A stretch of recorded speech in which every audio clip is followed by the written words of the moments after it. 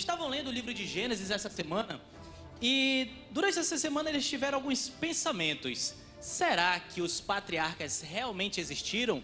Esse mundo narrado em Gênesis, ele é real? Eles tiveram esses pensamentos porque no caminho aí eles ouviram de pessoas de outros navios que essas pessoas, Abraão, Isaac e Jacó, os patriarcas, eles eram apenas personagens de uma lenda antiga.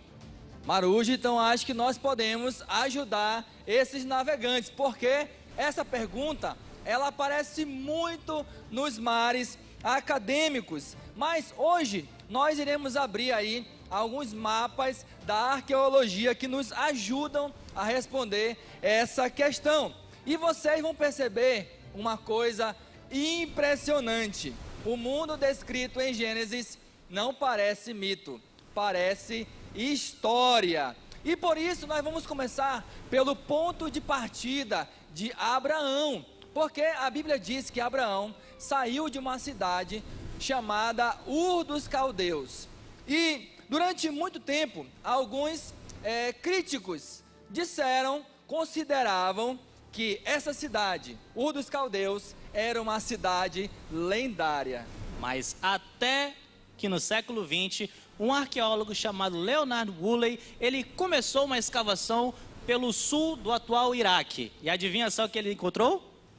As ruínas da cidade antiga de Ur dos Caldeus. Uma cidade extremamente avançada para a sua época, com ruas organizadas, com casas, com vários cômodos, com comércios desenvolvidos. Ou seja, Abraão, ele saiu de uma grande civilização, exatamente como nós conseguimos observar ao ler Gênesis. E capitão, o senhor se lembra daquela história em que Sara, por ser estéril, entregou ali a sua serva Agar a Abraão? Isso por muito tempo foi dito pelos estudiosos que isso era apenas uma invenção bíblica. Até que arqueólogos descobriram milhares de documentos numa antiga cidade chamada Nuzi. E essas tabuletas que foram encontradas com essas descrições mostravam contratos familiares e costumes sociais da época. Exatamente. Ou seja, se uma mulher não pudesse ter filhos, ela poderia sim entregar a sua serva ou a sua escrava ao seu marido para que por meio dela pudesse ter aí uma descendência. Portanto, o relato ali em Gênesis, ele apenas reflete um costume que era comum para aquela época, daquela cultura. Exatamente. Agora, um outro detalhe muito interessante são os nomes usados em Gênesis. Nomes como Abraão, como Jacó, como Labão. Perfeito. Estudiosos, pesquisadores do Antigo Oriente Próximo, eles descobriram que esses nomes eles seguiam um padrão linguístico comum para o segundo milênio antes de Cristo. Portanto, esses nomes sim eram comuns para aquele período histórico. E sabe de uma coisa que também chama muita atenção? É aquele ritual de aliança descrito em Gênesis 15. Ali, Deus estabelece uma aliança com Abraão e tem animais partidos ao meio. Para quem lê isso hoje em dia, acha isso muito estranho.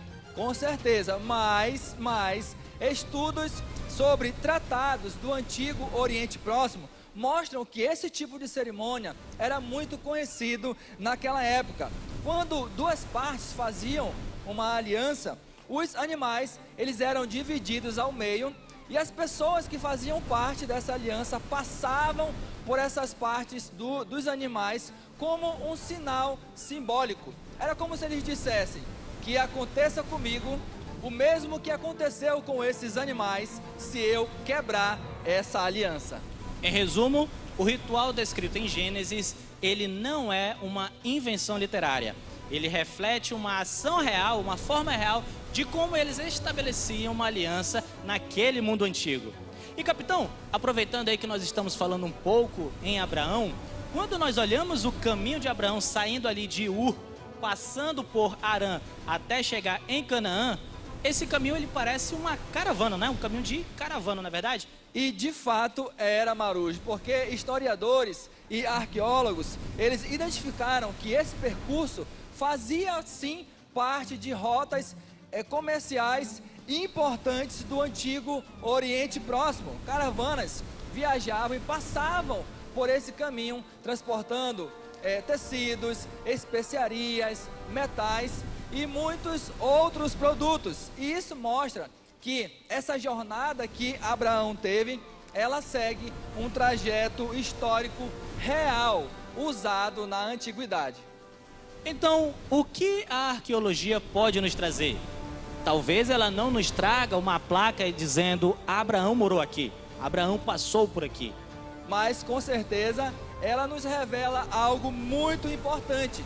Nos revela que o mundo descrito em Gênesis corresponde ao mundo real da antiguidade.